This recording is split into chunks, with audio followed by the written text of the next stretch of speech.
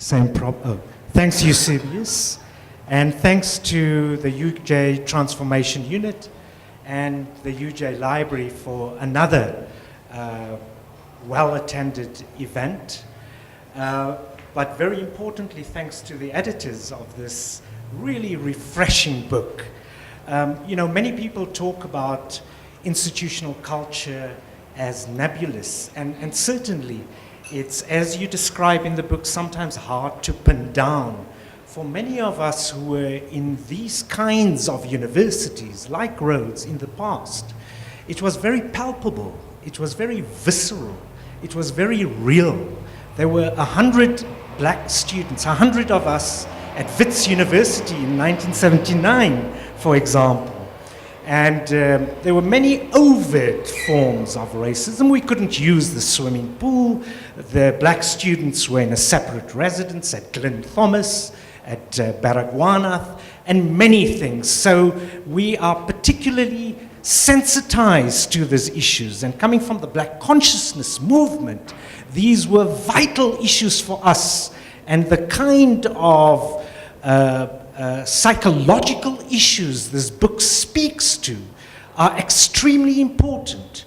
And the need for sometimes psychoanalysis to look at the trauma, etc., which Nigel Gibson and many others, a few other contributors talk about, are important issues. I need to say that we've come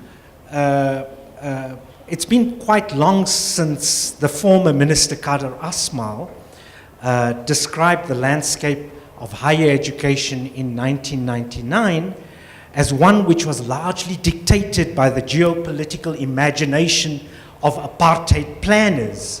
And many of us, because of that statement and what he stood for, eagerly anticipated a new imagination upon which the academy would be reconfigured, one which would inspire us, capture creative energies, and even perhaps result in some kind of continental renewal. But today, on the back of many technocratic reforms, but also the impact of corporate globalization, which Pedro just alluded to and which the book speaks to, changes are best described by many as ordinary and desultory.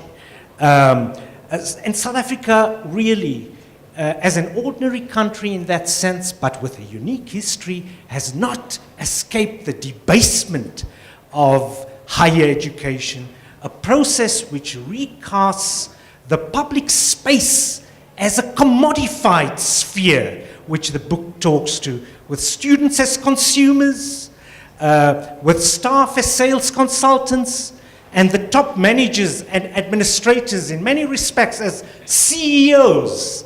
So the corporate culture, in a sense, it strengthens and reproduces the kind of issues that the book speaks to. And seasoned academics now caution about the rapid moves to make universities into assembly lines of production. You know, academics need to produce the widgets, the units, the number of journal articles, and things around social justice, teaching, supporting students in various ways are seen as really ornamental. There is this notion of having universities which are lean and mean. The whole notion of an entrepreneurial university, many of us believes, undermine the issues that we need to be concerned about. Now, despite the many white papers, the jewelry box kind of policies, the commissions, observers of higher education planning should be forgiven their bewilderment. Despite all those formal policies, what is going wrong? Higher education policy, in its own terms, has failed. And this book, described very aptly by Eusebius as deliciously disruptive of the business as usual reality of current higher education experience is vital.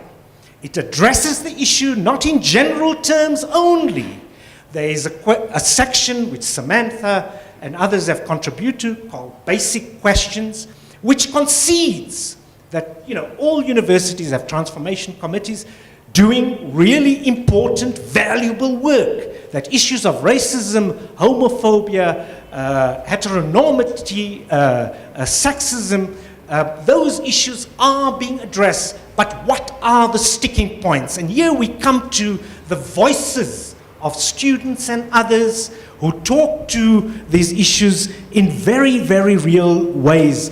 And just to whet your appetite, I want to very quickly mention some of them. For example, although these are case studies of roads, there are so many concrete examples in this university, in WITS, at UCT, and many other places. We have, for example, Minesh Das, who talks to conditioned or unconditional hospitality. He talks about some of the traditions, the quaint, anachronistic tradition, harking back to colonial times, where you have a tea break at 10:15 and everything comes to a stop, where he couldn't understand what DP means. He thought it referred to the leader of the Democratic Party at that time. What a shredding meetings imply, and so on. Very, very interesting article by Tando Njovane, who talks about the violence behind the veil of politeness. And gives concrete examples as far as that is concerned. Amanda Hlangwe, who critically looks at the program for accelerated development. Very good intentioned program, but agnostic about, as best to be kind, of the problems people in those programs face. Natalie Donaldson, who talks about the culture of heteronormativity. And I want to move towards the end of this few minutes by saying that, it's not just whinging or whining, but it provides some kind of vision, some kind of compass about how things can be different. There's a fascinating article by Pedro who speaks to an experiment for accountancy students. I'm not going to go further. Ted talks about Africanization and what it implies. And I think that although we've come a long way, and I can give many examples, going back to 79, for example, those were the years where the high literature, quite often the popular literature, was the Sunday Times and Scope magazine. But in the Sunday Times, for example, when this university was built, it was actually described as a lager, the architecture. And those kind of material things are important. There's an article that speaks to the discursive and the materiality. I don't want to sound defensive, but in defense of my university, there have been new additions, and people are aware of that. This wing we are in is new, and many other attempts. We haven't gone far enough, but this book is useful to identify those issues in very real and concrete ways. Thank you, you see. The University of Johannesburg. Rethink, reinvent.